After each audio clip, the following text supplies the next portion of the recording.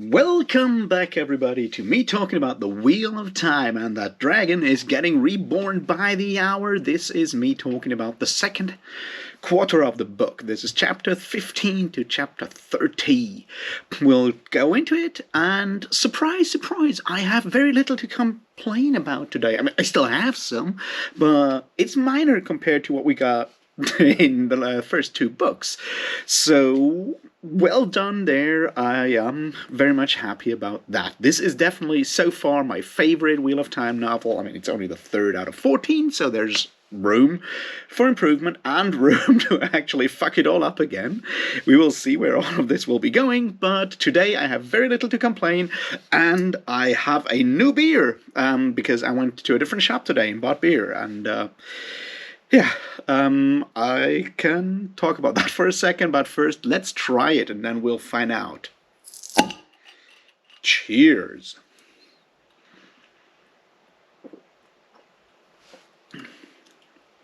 Well, that's drinkable. So yeah, this is named after Saint Bonifacius, whatever you pronounce the guy, an Irish monk. He came to Germany to cut off trees because we didn't have Greenpeace back in the day.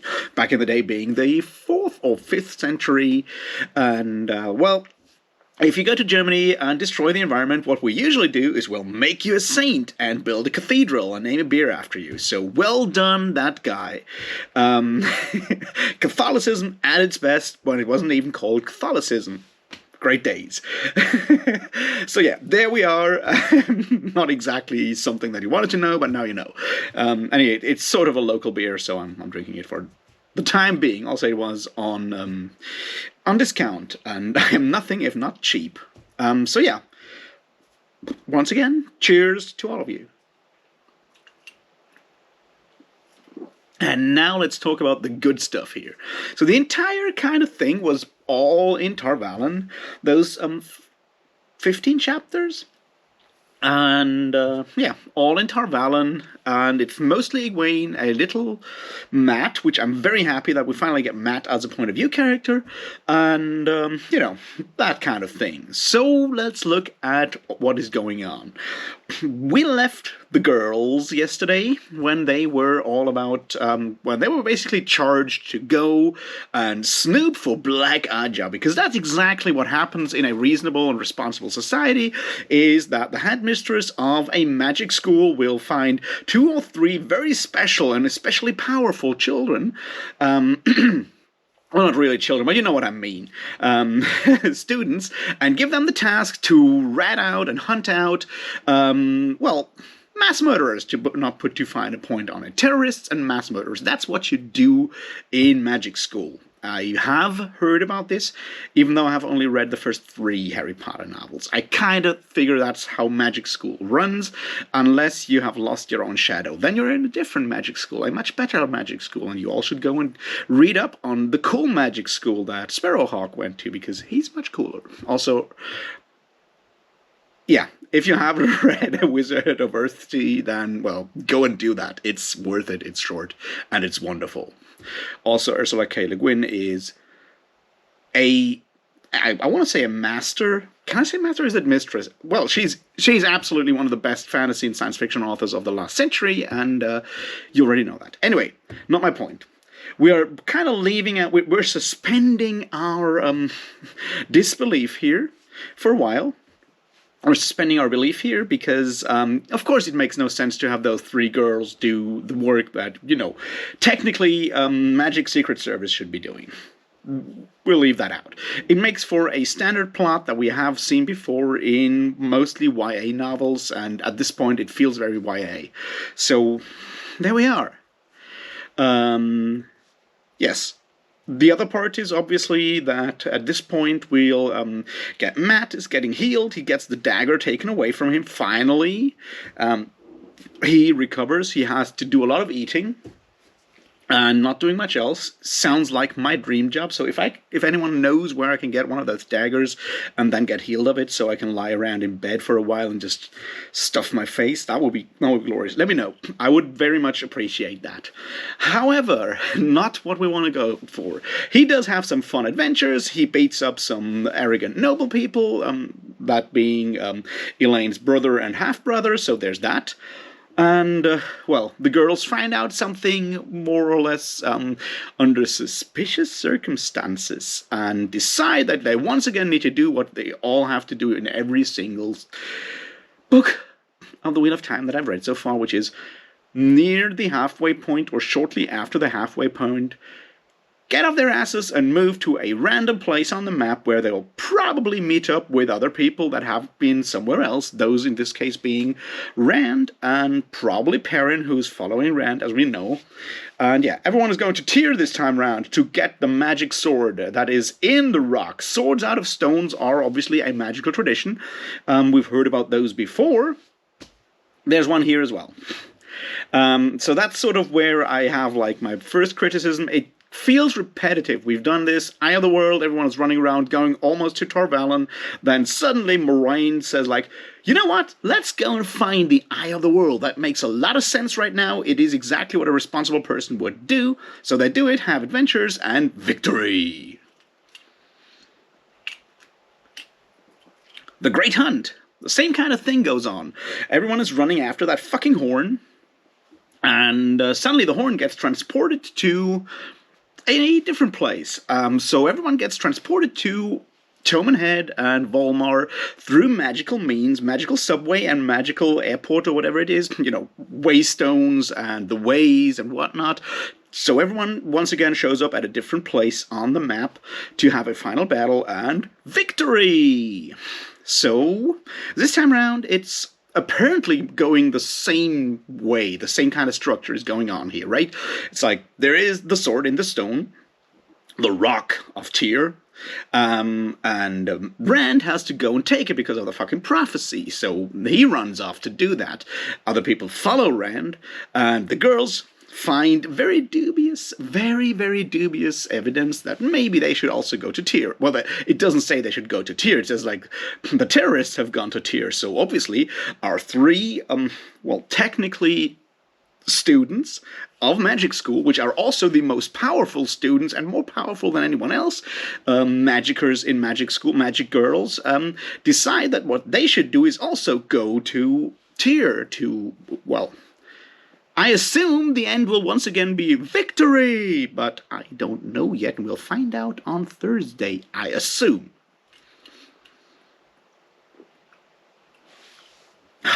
All right, so much for sarcasm. Let's look at what is good about this and what is bad about this and all the other issues. All right, first of all, I like this part. Magic School's fun, and I said this before when we spoke about Eye of the World and about Rand falling to the garden in Camelin and meeting Elaine and Gawain for the first time. That stuff was fun because Robert Jordan is actually pretty good at writing like slightly lighthearted, low stakes, young adult, pseudo-medieval, pseudo-fantasy. He's good at that. The slightly lighthearted, less high-stakes kind of thing works wonders for him. The lighter tone is really good. He can do that. See, I can praise Robert Jordan. And he does that here again. It's like, yes, there is obviously stakes. Those Black Aja are obviously evil, and the world is still doomed and everything, but the scene where Matt walks out and does his, like, quarterstaff duel with Gallard and Gawain that's fun. There's all kinds of stuff like that going on. It all has this, like, slightly less doom and gloom kind of vibe to it, and I personally appreciate that, because Robert Jordan sucks at writing doom and gloom and epic and whatnot. He's not good at it. It feels like he's trying too hard all the time. It's not convincing, the stakes are not convincing, and it doesn't work. But once he leaves that shit out, he's actually a fairly decent writer. So I really enjoyed that bit. They're running around doing all this stuff. There's there's all the different like teachers. There's like the strict teacher, the asshole teacher. There's the super kind but slightly insane academic kid teacher that forgets everything all the time. There's all these like different characters. That works. I mean, I would probably not be the target audience for Adventures in Magic Girlschool. But I would certainly not tell people not to read Adventures in Magic Girlschool as by Robert Jordan, because, they're actually okay. They're kind of decent, they're okay. So, once again, I'm happy with that. Second, yes, I love Matt's character, like Matt's point of view. That's really cool, him being the sort of slightly enfant terrible, kind of kid that plays tricks on everyone, is gambling, is more like... He's way more interesting than Rand. To be fair, Perrin is also more interesting than Rand, but Matt is definitely the most interesting character. He actually thinks, he uses his brain, and ain't that fun? So yeah, that part's also really cool. Once again, I appreciate that. That's just cool. Him, leaving on, like, when he's, like, asked to send, take that letter to Queen Morghese and going out and gambling. Like, the first thing he does is gambling. That's really cool. Yes, him jumping off a bridge to land on the other guy is a bit too on-the-nose action movie kind of thing, but there is obviously a point there with him having, like, this perfect luck right now. We don't know what's going on there. I assume there's a Taviran connection or something even more sinister there. We will find out in due course, I am sure, because Robert Jordan is not someone to keep that kind of thing away from us once he has established it and rammed it down our throats with a fucking mallet.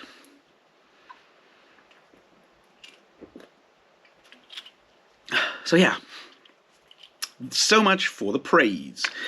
Now, what I said yesterday is kind of continued the idea that using the one power, channeling Sidar, I think Sidar is for female, is for women, and Sidene is for guys. I'll confuse it again and again because who fucking cares? The white side of that yin-yang sign, right? That's the thing that we're talking about here. The flame of Tar Valon. That white... Anyway, that bit. They, but in general, to have that parallel between using magic, channeling, and, I want to say drug addiction, is certainly something that I find interesting, that I think has a lot of potential.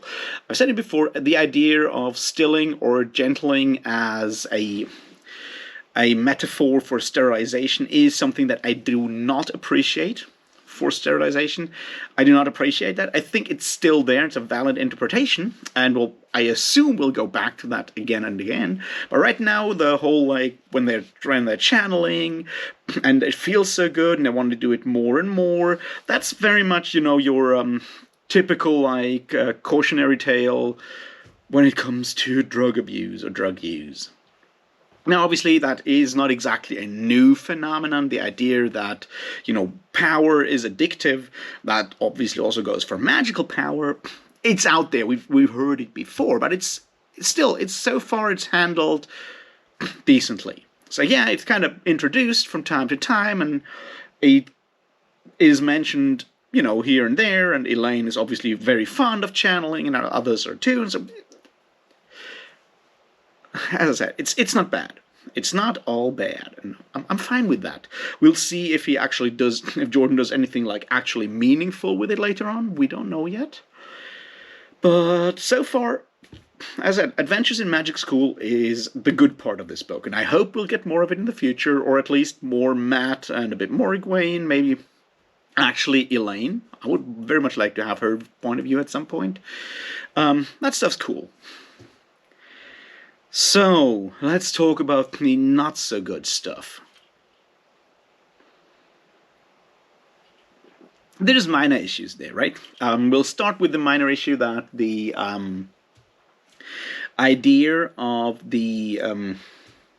we have Egwene's introduction or test for the to become an accepted, and she has to go through those 3 portals and visit the ghost of present, past, and future kind of thing. And I realized something. It is said that they are supposed to confront their biggest fears. And that's not exactly what's happening there. That's not exactly what's happening there. Now, yes, I assume you can twist and reinterpret those like scenes with both with Egwene and with Nynaeve earlier, if you want. But what's going on here is not confront your biggest fears. They're not going in there fighting giant spiders or whatever they have actual fear of. No. What happens is that they get shown different scenes of life, like similar to what is going on with when Rand used those waystones in Great Hunt, that are alternatives to their lives that didn't happen. At least here with Egwene, it's like, yeah, so number 1, in the past, it's like she's married with Rand and has kids. That's not like confronting your fear. That's not, Egwene's fear cannot be in the past, like fear from the past cannot be being married to Rand and not being able to help him, because that doesn't work out. It should be something else. Same for the present. I mean, I know there's something going on there with the 13 Black Aja trying to turn Rand, and we'll get to that and why that's a problem as well in a bit. But this is not confronting fear. It's all those 3 ones are basically the same, which is she's not able to save Rand. And if that's her main fear, then I can see why this is an issue for the present, or maybe for the future. But not for the past, because the past is fucking over. Alright, now let's look at some like minor inconsistencies, which is that apparently whatever the Shiren, whatever, the mistress of the novices, Shirian, possibly? That one, the redhead. Does she know that Rand al'Thor is the Dragon Reborn and can channel?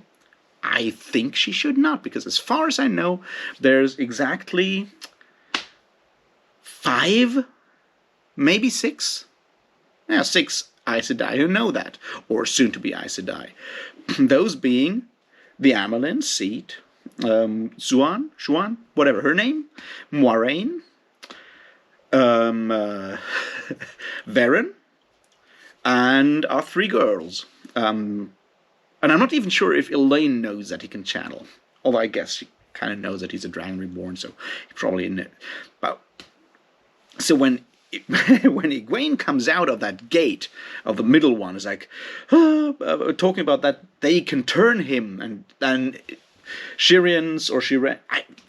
Anyway, her reaction is like, well, yes, they can do that, but it's complicated. It's like, shouldn't she ask who the fuck Egwene is talking about? Because she clearly says him. It's very clear that Egwene talks about a man who can channel. And she's like, yeah, that's possible. It's like, no, that shouldn't work that way. It's like, I know what we're going to set up here. I just feel it's done clumsily, because it could have done in any other way, because sort of, here's a theory, all right? I'll theorize for a second. I'm not going to say, I mean, I obviously have not read this book, so I don't know how it's going to end up.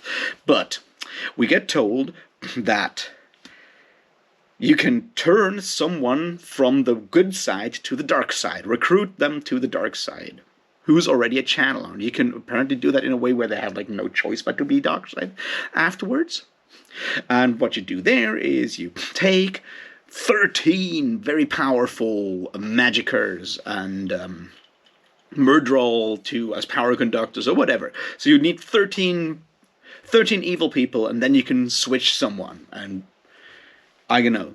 Yeah, switch them to a different, to the dark side, basically.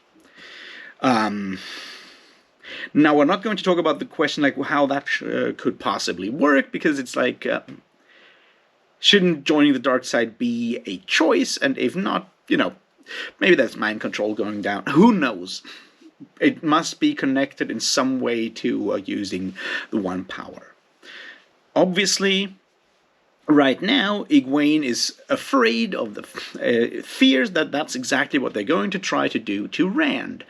And there's reasons to fear that, because in a different situation, Egwene also once again finds out that that magic sword, whose name I have forgotten and is clearly not Excalibur, it's something else, that magic crystal sword is behind a spell wall woven by male and female Aes Sedai together, and no one can get at it.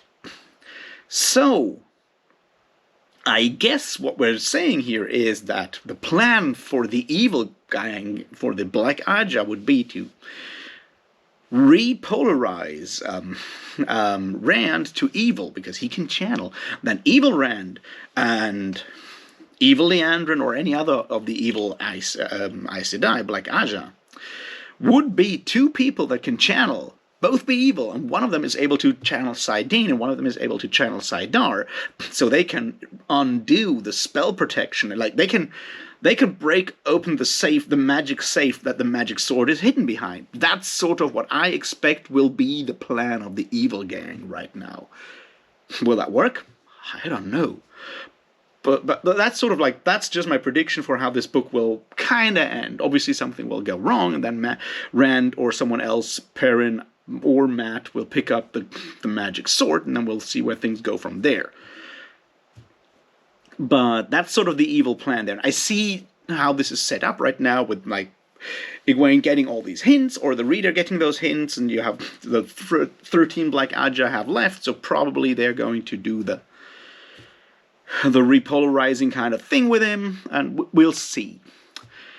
But these things could have still like been turned in any other way. Like, why not have a scene where Egwene becomes a Black Aja in one of those, and having the fear that she's taken over by them and forced to do terrible things instead of trying to save Rand. It's less Rand-centric, which I would have, really like, and it would still give us give Robert Jordan the possibility to point out that that it is possible to turn a channeling person, an Aes Sedai, into evil if you have enough people around you to do that. That would accomplish the same thing without me having to scratch my head asking myself, like, why are they like ignoring the fact that you said he and talked about a male channeler? Because so far this is obviously supposed to be a secret. And, it would be less Rand-centric.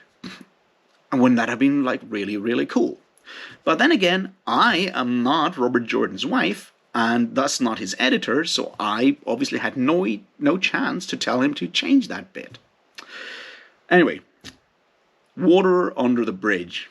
Not the bridge that Matt fell from, but a different one. So there we go, one of those small bits that I didn't like, or just felt could have been handled better, more, just better, I guess.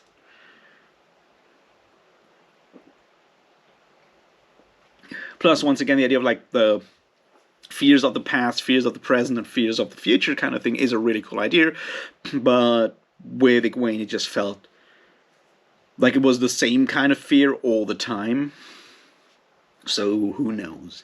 However, what I kind of liked is the way we over time get like this connection of like maybe she wants to be Green Aja, which obviously makes a lot of sense, because we find out the Green Aja is the battle Aja that likes to do terrible things. And Egwene has already been trained in shooting lightning and shit. Pretty cool. Plus, and we have those, like, the future thing when she's actually Amerlyn Seat, and we find out that she was Green Aja, so we have that bit there. And there's a few more subtle hints before that maybe Green Aja is what she wants to become. So I like that. That's cool. So, we will see. More things that I did not really like. Where to start? I think a lot of this once again boils down to the fact that Robert Jordan is not a very, very good writer. So let's look at the next bit there. The Soulless. They get mentioned at the beginning, and I kind of get it. Yes, this is a long series, so you don't want to lay all your cards on the table, but the way they were mentioned in the first, chapter, actual chapter, not the prologue, or is it the second one? We don't know. I can't remember at this point. As the soulless, yeah, it's like every couple of books, Robert Jordan just pulls out another threat out there. It's like we already know there's dreadlords out there. Who the fuck dreadlords are, I have no idea. Maybe they are the Forsaken.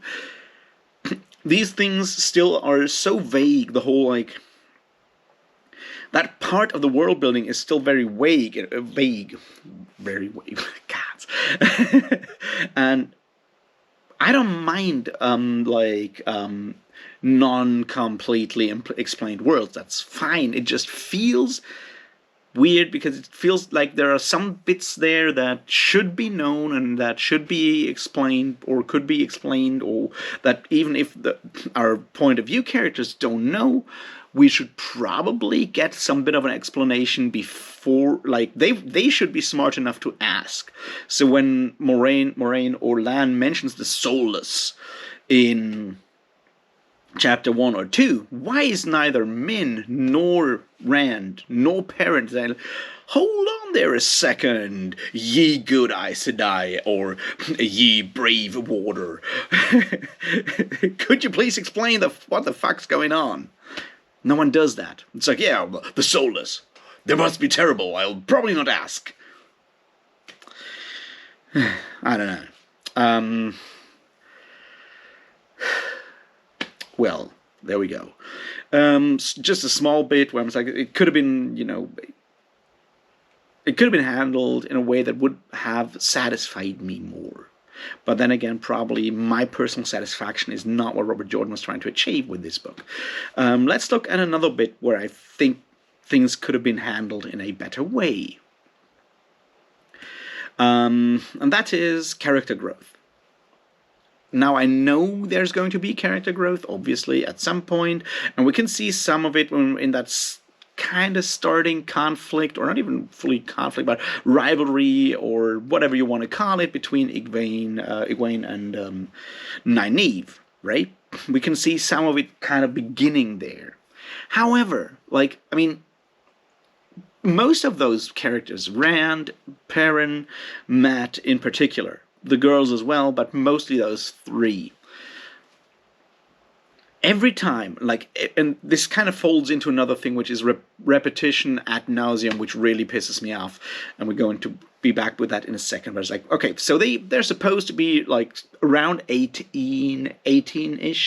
when they start, and they're, simple country boys, and probably still, rather childish, and I'm fine with that. So they probably don't know how to talk to people they are romantically interested in. Now, in the world of the Wheel of Time, that's obviously girls, because we're not progressive enough in the Wheel of Time to think about homosexuality. At least not until now. Maybe there's stuff later on that I don't know. But anyway, we don't care about that right now. So they're obviously a bit tongue-tied and shy and just inexperienced. It's fine. They live in a country. They live in the countryside. They don't know shit. It's fine. But for the last year and a bit, and it has to be at least a year at this point, right? They've been dragged around the world. They have fought for their lives a lot of times. They have, all this shit has gone down, and they still behave like fucking 15-year-old kids that write, a letter in, in school, in primary school, sending to, someone they're interested in, asking, if they would like to go out with them. It's and it just feels unrealistic, because I don't know, if you go through a stressful situation in your life, that will make you grow up fast. That will make you grow up fast, really fast, right? I don't know. It just feels weird. But anyway, let's talk about fucking repetition, which is the other bit. It kind of ties into culture as well, and we'll see that relatively soon. But we'll start here and then we go into the culture thing. So, Robert Jordan has discovered the idea of character traits, or recognizable actions that are connected to a specific character. Which is great. Because that's, specific gestures, patterns of speech, stuff like that are how you make characters memorable. That's wonderful. But then he just basically does one and thinks that's it. It's basically Uno who always says either bloody or flaming, because that's apparently the only two swear words that poor bastard knows. And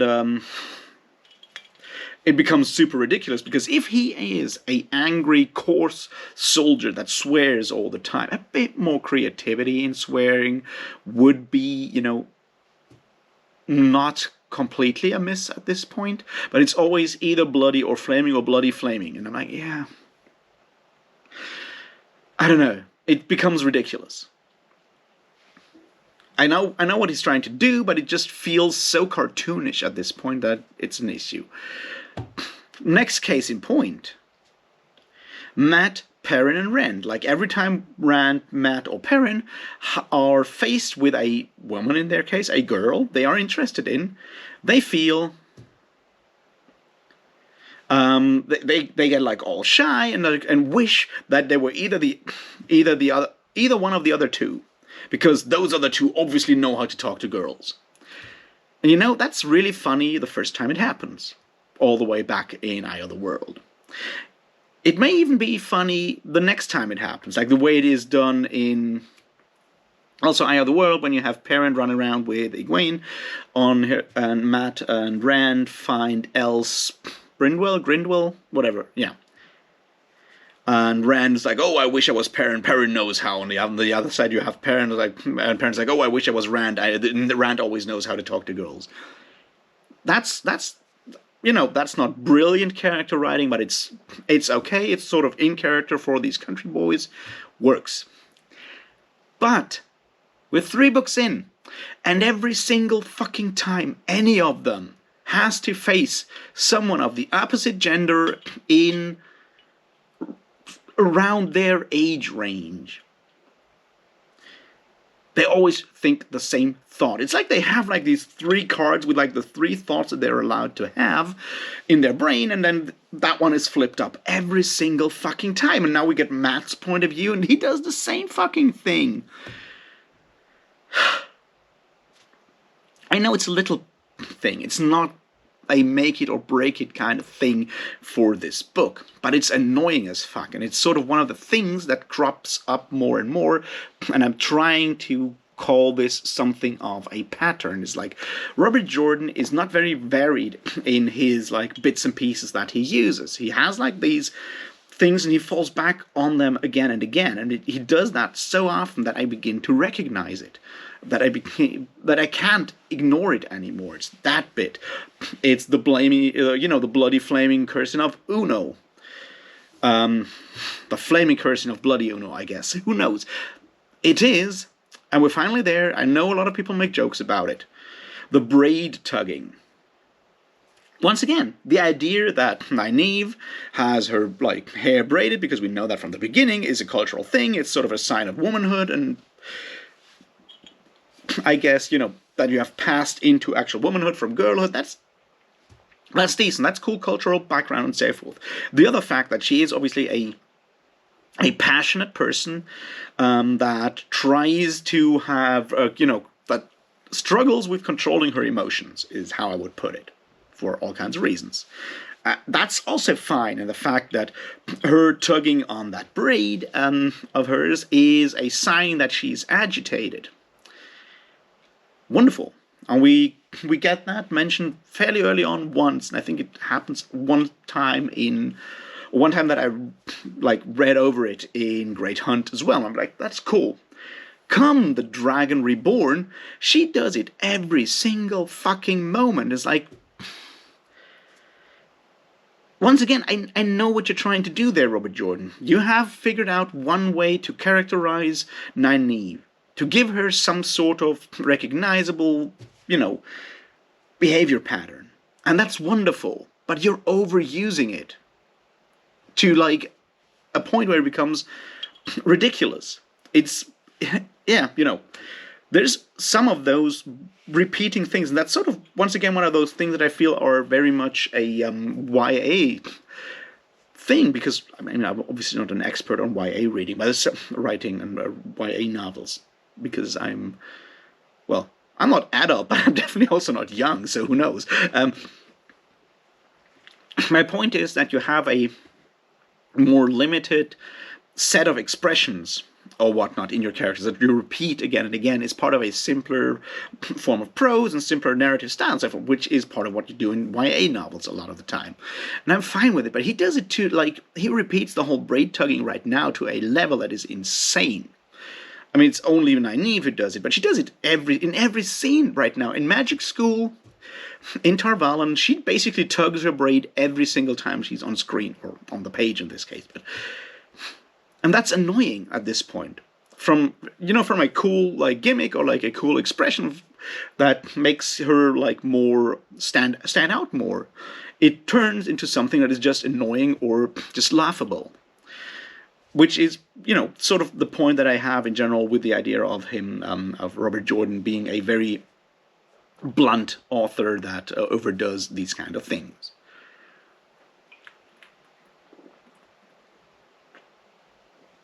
There's more of those.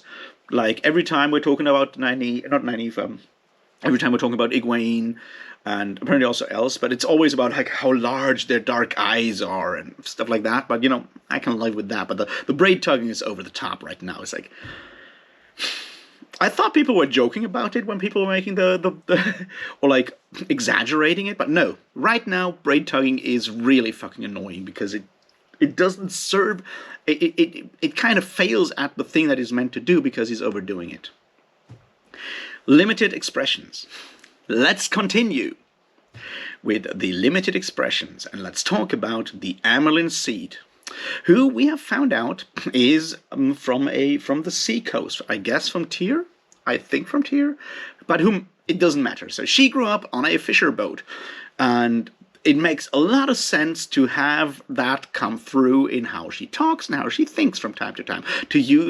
So she, like her using maritime or fish-related metaphors is a wonderful way to, make her stand out, to make her be a bit more unique, to culturally frame. I kind of prefer fishing metaphors to corny pirate talk of Captain Doman, and I guess it's only a matter of time before that dude and Tom Maryland also show up in Tyr. We will see. However, so that makes a lot of sense. But once again, Robert Jordan is so inept at doing it. It's like, if I hear the word silver pike once more, I will not throw my book at the wall because my book's, on my phone and I only have one phone and I can't afford a new one. But fuck's sake, if you want to do that, come up with more fishing-related metaphors. Look up a dictionary of fishermen's sayings throughout the ages and adapt them. Or just can it for a while. Bring it out in, like, memorable scenes or whatever. But she doesn't do that. She does use the same, like, 5 things that he came up with, which is silver pike. There's one kind of like like one kind of bird that she mentions again and again that I've just forgotten, and maybe one more of those, and it becomes ridiculous. It's like, that's weird, and it's bad writing at that point. It's something that an editor should pick up on. It's like, what, Bobby J, or whatever, like his wife called him, is like, what, Bobby, you should probably switch that up a bit. Come up with a few other metaphors. Do something about it. This is ridiculous. And he does that all the time. And the other thing that he does there with her as well is, like, officially when she's introduced, it's told that no one knows her actual, like, birth name anymore, remembers it, except Maureen, because they were apprentices together. Novices, obviously, but and no one knows that she comes from that, like, fishing family. And yeah, no, she's talking all the time in that way. But that's like a minor gripe there, right? The big thing here is where I want to draw my, make this actually part of something larger, is that it once again goes back to Robert Jordan's very crude way of talking about culture. It's like, yeah, if all fisher people do is talk about, like, fish all the time and use crude fishing metaphors, even after, like, 50, 60, whatever years in the one magic girl school as boss of the big magic sorceress conspiracy thing, then I don't know if that woman's actually qualified to run the show. Just saying. I don't know. So it just feels weird. Which, I mean, I've said it before, Robert Jordan is painting, or in this case drawing, with a very, very broad brush here. We get told someone is from a fishing family. They'll talk in fishing metaphors for the rest of the world, rest of the book. We get told someone is maybe a bit, rough or coarse in his language. He'll use the same two bloody flaming swear words for the rest of the fucking bloody, well, he doesn't even say fucking, of course not, bloody book. That's it.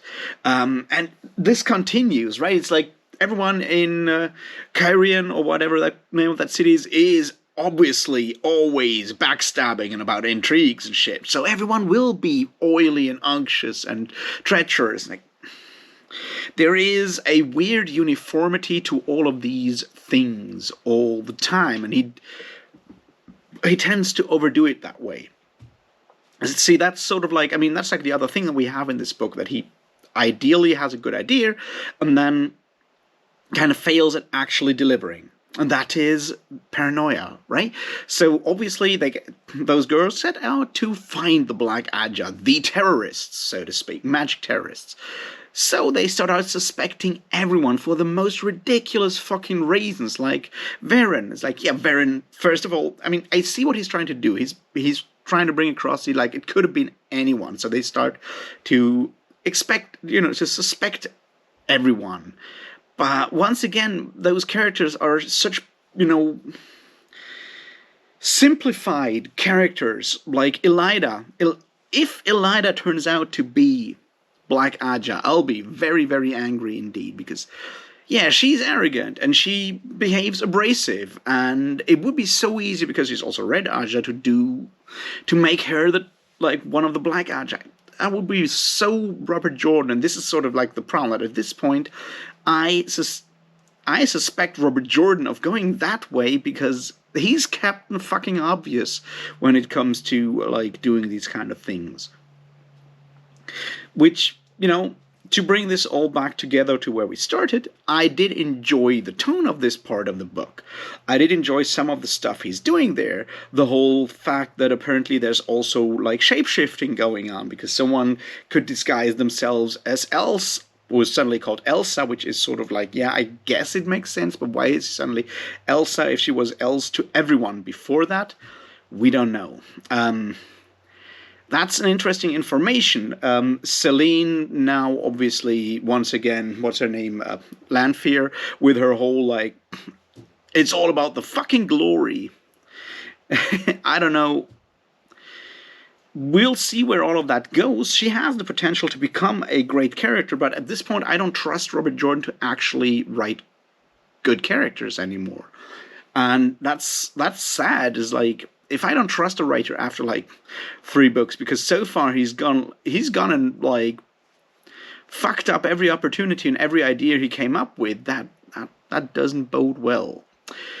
So, to bring it all back, yes, this was probably the most fun I've had with a Wheel of Time book, but there's still a lot of annoying stuff going on there. I can overlook some of it, and I probably came across harsher than I actually was with this. I did enjoy bits of it. This was, it felt like reading a YA or children's fantasy story, which makes the weird, odd, like, bits out there that are very unnecessary about, like, whipping people and feel a bit out of place. But apart from that, yeah, maybe Robert Jordan should have stuck with writing children's stories. That would have probably worked better.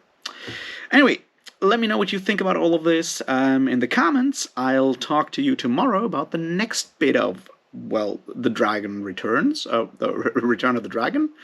Dragon Reborn, that's it. The Return of the Dragon, right?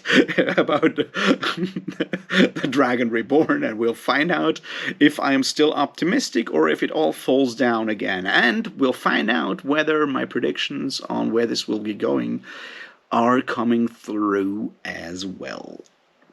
So yeah, have a great Tuesday. I'll talk to you tomorrow. And until then, cheers.